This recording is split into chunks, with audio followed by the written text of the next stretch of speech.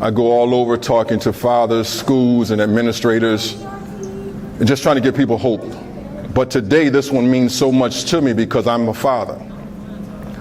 And I know what it's like, and we're going to have some real dialogue, so when you go home, I want you to think about it, because we never talk about what we deal with as a dad.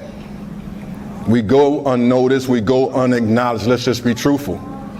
Our children only focus on the mother. I have an 8-year-old daughter. At that particular moment, she was 7. And she comes home every day and say, "Mommy, I love you." Now, mind you, I'm in the room. And I thought about that. She says, "Mommy, I love you and I appreciate you," but she never came and said that to me. And I felt some kind of way, because as fathers, we make sacrifices that our children never see. We go out on a job, work 8 hours a day, might not be the best pay, minimum wages, whatever the case may be. Sometimes we're making 6 figures, sometimes we're not. We try to create a future for our children. We try to encourage them by our example, by working hard and letting them see us work hard. But they never come in and say, "Dad, I appreciate you. I love what you're doing," because we work in silence. And can I be truthful with you? When my daughter did that, it made me feel like, wow, what I'm doing doesn't even matter.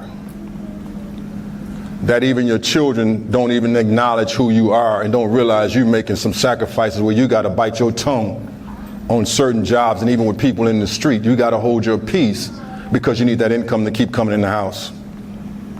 Man, I cried as I was sitting there or laying in the bed. And I asked my wife, I said, "Why doesn't she see me?" And I asked my daughter. I had a conversation with my 7-year-old. And my 7-year-old daughter said to me, "Dad, I see you, but I just have a different way of expressing myself to you." And I'm like, "Yo, bro, I needed to hear that, because guess what was happening to me at that particular moment? I'm going to be honest with you. I wanted to commit suicide, because that's how bad I felt.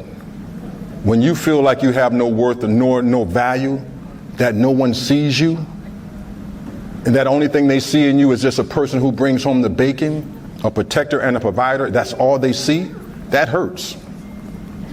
Where they can have a full-fledged conversation with their mother, but they don't know how to have one with you. And I told my wife what was happening, and she had to coach me through that. At that particular moment, when I was going through, the next day my daughter came in the room when I was actually wanting to commit